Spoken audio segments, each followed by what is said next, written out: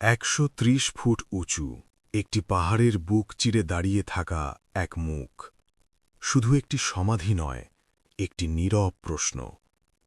এটাই আল খাজনে, পেট্রা নগরের সবচেয়ে রহস্যময় স্মৃতিস্তম্ভ। লোকেরা একে ডাকে খাজনাত এল ফারাউন, ফেরাউনের কোষাগার।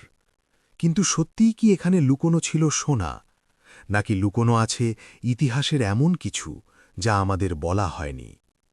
এই নগর ছিল নাবাতীয় রাজ্যের হৃদয়। এখানে বালুকা পাথরের পাহাড় কেটে কেটে গড়ে ওঠা হয়েছিল মন্দির, মঠ, সমাধি। কিন্তু আল খাজনে ছিল সবার চেয়ে আলাদা।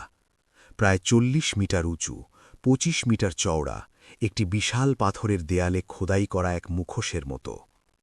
ফ্যাসেডে করিন্থীয় স্তম্ভ, মূর্তিতে গ্রিক হেলেনিস্টিক প্রভাব, আর ভিতরে নীরবতা। ধারণা করা হয় এটি নির্মিত হয়েছিল নাবাতীয় রাজা আরেটাস চতুর্থ ফিলোপ্যাট্রিসের শাসনামলে, প্রথম শতাব্দীর শুরুতে। কিন্তু সবচেয়ে অবাক করা বিষয়, এই স্থাপনাটি খোদাই হয়েছে উপর থেকে নিচে। প্রথমে পাহাড়ের চূড়া সমান করা হয়েছে, তারপর ধাপে ধাপে নেমে এসেছে কারিগরদের হাত। কেন?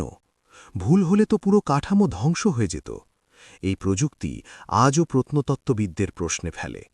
তারা কি আমাদের চেয়ে বেশি দক্ষ ছিল, নাকি তাদের ছিল এমন কোনো জ্ঞান যা আমরা হারিয়ে ফেলেছি? শতাব্দীর পর শতাব্দী এই নগর ছিল পৃথিবীর চোখের আড়ালে।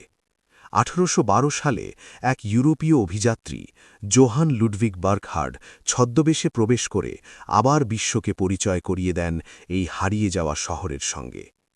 কিন্তু প্রশ্ন থেকে যায়, আল খাজনে কি কেবল একটি সমাধি, নাকি এটি ছিল কোনো গোপন কক্ষের প্রবেশদ্বার?